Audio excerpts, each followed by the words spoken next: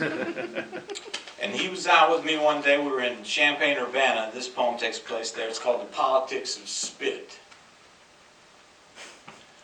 Without our uniforms, the haircuts betray everything. We're servicemen and enlistees, since no one gets drafted into the Air Force, which makes us doubly hated in Champaign, Illinois in 1973. It's the Ray-Bans and white sidewall trimmed around the ears hair length in the age of Aquarius. Still, I'm stunned when someone lets go a huge, that lands at our feet, then a smaller one that hits me, like the realization America isn't one country. We're just standing there stupefied, checking ourselves, like the ones in the real war must have had to after a firefight, a command to oneself not to fold, not here. Little coins of cruelty, a bloom on this broadcloth shirt. It is when I stand like this, shamed, changed forever, past the splatter, that I feel what it is to be taken in by an idea of one's own worthiness, to die to that and learn about the nature of power and its companion, humiliation. I think this stuff soaks in, and it does. Marked this way, I can begin. And he was with me that day and this day. We were in this guy's trailer. We were in our trailer. And this guy brought his snake over. And this is called the gratitude of snakes. He had a boa constrictor. And we used to feed the thing rats because women loved it. They would actually, we'd all get high and then we'd sit around and watch the snake eat. Laugh, you'd dig it too. The gratitude of snakes. You had to feed the thing a rat. And often it wouldn't get anywhere near that rat for reasons known only to snakes. Instead, while the rat huddled, watching, the snake struck thick aquarium glass or your exposed hand to remind you what was wild in that room. You got bit, careful or not, and it stung. Ask Ralph Hupp. I wouldn't call what happened to his face a kiss of thanks. Nothing like the old antagonisms rising in an air of pure surprise. Nothing like a man tugging at the snake on his face, the snake on his face holding on, as if they were together, snake and man, one mouth, trying to swallow. You know a big pained God Almighty went out. And from the two sets of eyes, seeing as for the first time that same light that always escapes. Okay, so I don't know if any of you have ever been to Texas, but Texas kind of has some weird weather. We were there together, me and Butch, and it was late February. This takes place in a place, West Texas Panhandle. Anyway, it froze over and we had to march on ice. And that's what this poem is about. It's called News of God. Pre-dawn, late February, lines of uniforms and the voices of boots. Base streets, a second flesh of ice. There's little to do this early, but half step and pray. He's short, Butch. In the rear of the column says later that he sees me falling to earth, disappearing abruptly up ahead in the blue dark. This night is ice for miles running, and it's forcing big men and small to call Christ Jesus and reach for whomever's at hand, or nothing. I can see the glares off a lake, whose still surface receives the weight of men. It's like a movie. Guys in snaking lines making a hole for the fallen. Say you've fallen. Sit amazed. And no one will stop. No one. Suddenly the dark behind those on the road opens to extend a merciful hand and wham! You both go down. Say you're both laughing now. Or else you're about to and this hand's still holding on. You want it to release but you need it. The thing is, you can't finally go on without help. Something else. You fall, rise, fall, and keep giving orders to God or heaven concerning the disposition of all this ice, the indifferent season. A shiny with starlight state of Texas that has turned a kind of silver underfoot. In that moment, the air itself parts, yields. It knows about keeping its balance, about distances traveled in a whole other country. Okay. So, I get my ass booted out of service. I worked to get my ass booted out of service. I didn't like it. Maybe some people like it. I had a good lawyer. He helped me get a good discharge, and he said, he was counterculture, I was counterculture, and he said, you don't belong here. So I wrote this poem when I got, wrapped my mind around what I'd gone through. It's called Unfit. Where I went after they were through taking back the uniforms, breaking my heart, was to Ohio, my parents' home, with the crisp October air to soften all that disgrace. The overarching sycamores of the better of two roads into town, dusting me with leaf scent and sun and a lack of gloom, and dropping palm-sized tokens onto the shoulders of pedestrians, hero and outlier alike, raining down a golden message: you can outlast anything. My father said, "You've shamed us." Everyone else was weary of talk of war and the calamity of Southeast Asia. There was sufficient shame to go around. The pallbearers of another America buried the best of themselves, went back to work, walking stiffly toward ruined futures. Loss builds, by definition, as monument every day. I took a job-bending pipe until the blood raced again. The ache of being futureless was freeing. I worked 16-hour shifts, all the overtime they'd give me, until they laid the whole lot of us off that Christmas. They said, "We got enough pipe for now, happy holidays." And snow fell in wet, heavy handfuls through sycamores, wanting nothing, wishless, or wanting only to be what they were, unbowed.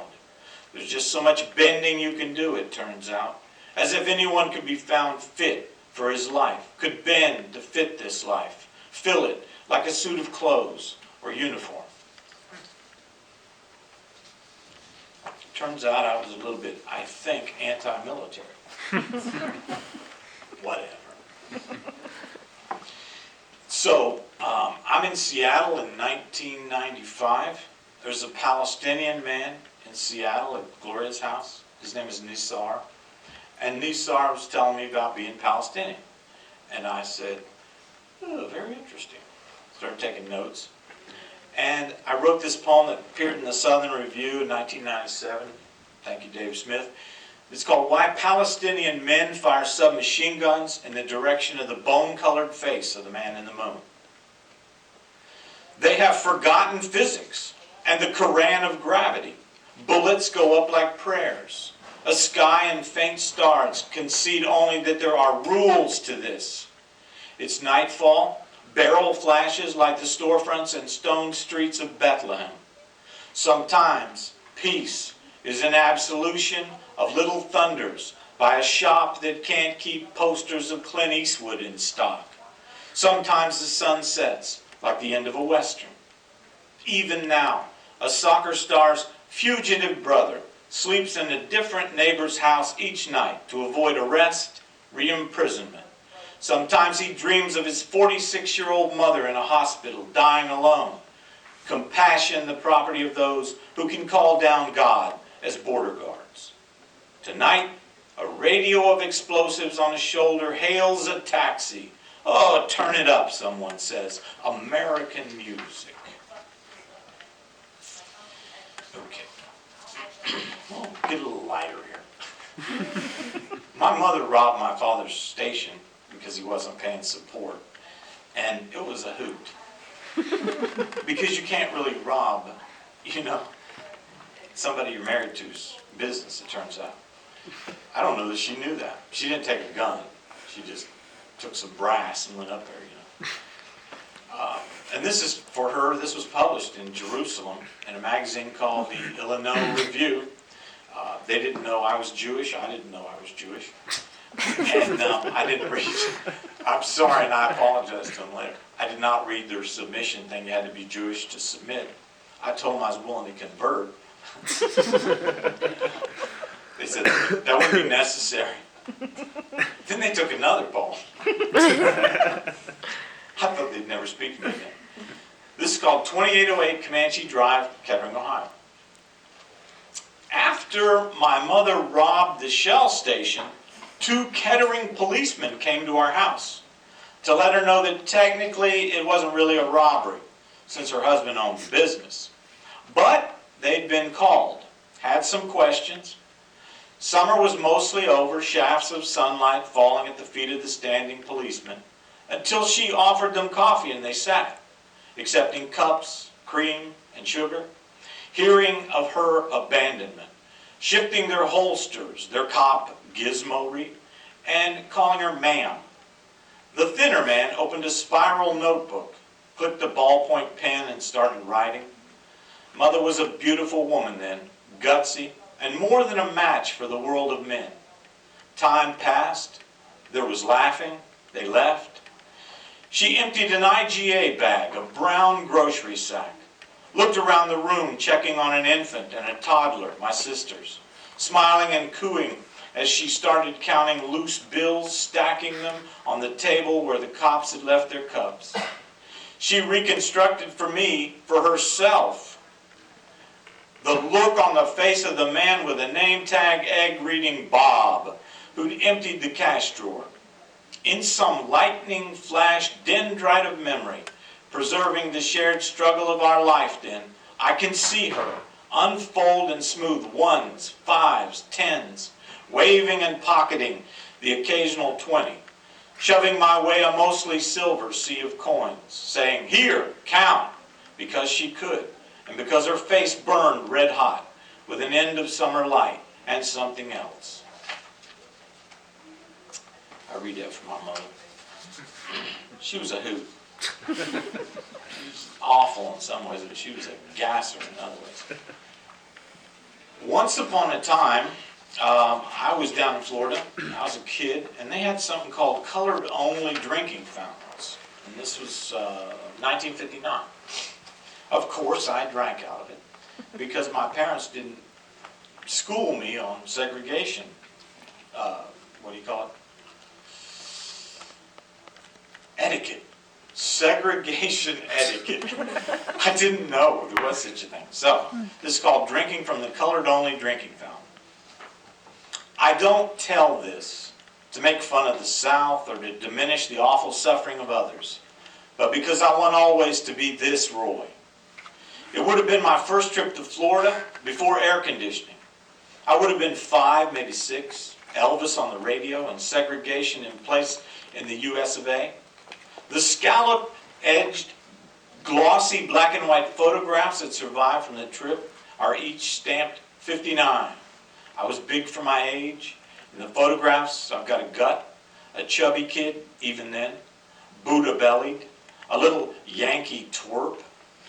My mother hovered her hand in my hand most of the time, but once in a public park somewhere in Tampa, I must have given her the slip and gone rogue, because they, both my parents, tell a story of Little Roy, they used to call me that, or Roy Glenn, getting in line for one fountain, but then noticing that a perfectly good other fountain had no one near it. They say I scooted off to step on the brass governor pedal at the base of the ancient contraption and get a spring-fed and teeth-chilling mouthful of water intended for colors. I may have lacked a capacity for grace or athleticism, but I was smart enough to know water's water and to wave off shouts to the contrary and get me some. The world, the world. How we doing? You all right? This poem was published in Rader. I was tickled to death. This guy named Tim Green took it. He's tough, tough, tough. And this is called Ringo Starr Answers Questions on Larry King Live about the death of George Harrison. I think it will be apparent what it's about. First, Larry King mistakenly calls Ringo George, then asks him whether his passing, George's, was expected. He answers that it was. Says they knew he was sick, had lung cancer. I'm watching, though it's none of my business how grief-stricken Ringo Starr was and likely still is, or whether he was there at the bedside at the moment George left his life for some other, if you can believe what George believed, which was that we keep coming back till we get it right. And when Ringo is about to let down his guard and be a bit more self-disclosing, even honest, Larry interrupts asking, "Do you ever want to pinch yourself?" And Ringo Starr says, "Sure." In 1988, years before, in another interview with George, this years before Lennon's death, Ringo confessed that he was the poorest Beatle, then laughed and blew cigarette smoke upward, which must have seemed terribly funny to George, an inside joke because he said, "Hello, John," to the smoke, like it was Lennon, by virtue of his acknowledged wealth, or some spirit he used to conquer worlds with. Ringo says he was shocked upon hearing the news of the death of John Lennon, but that George's death was another thing entirely. He doesn't quote from the Bhagavad Gita, but it's as if he wants to say we continue on. Are these spirits? A sort of outrageous bliss, even to think it. A dumb luck, on the order of being hired as the Beatles drummer.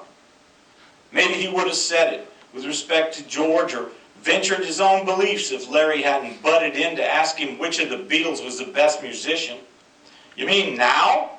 And I want to laugh now because maybe Ringo's imagining how hard it is to move your hands after you're dead, or to move at all, and how impossible it must be to keep time and tempo in all that anonymous blankness, the dark become your most imploring fan. I think that one's scary. Hey, I wrote this poem about vampires because my daughter's like, goofy crazy about vampires. It's called Nosferatu in Florida.